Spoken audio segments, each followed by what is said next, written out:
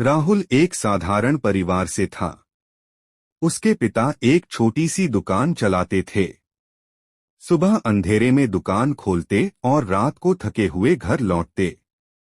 राहुल अक्सर देखता कि उसके पिता बहुत कम बोलते थे, न हंसते थे, न कभी अपनी परेशानी बताते थे। राहुल को लगता था कि उसके पिता पुराने विचारों के हैं।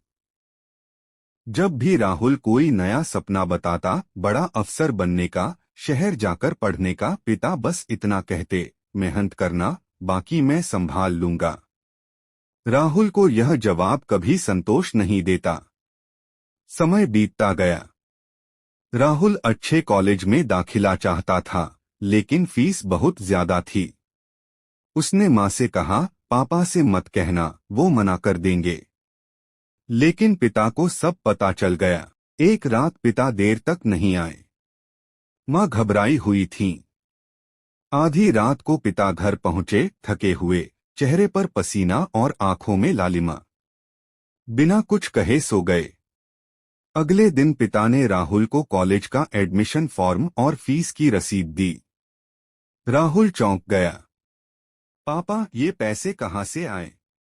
पिता ने हल्की मुस्कान के साथ कहा, दुकान गिरवी रख दी है।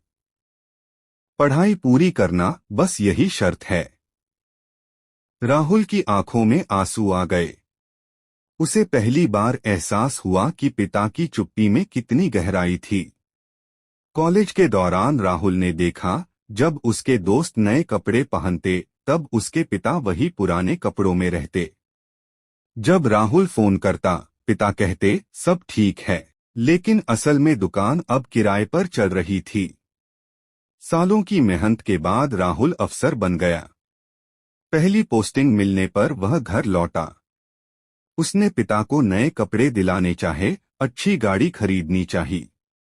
लेकिन पिता ने कहा, मुझे कुछ नहीं चाहिए।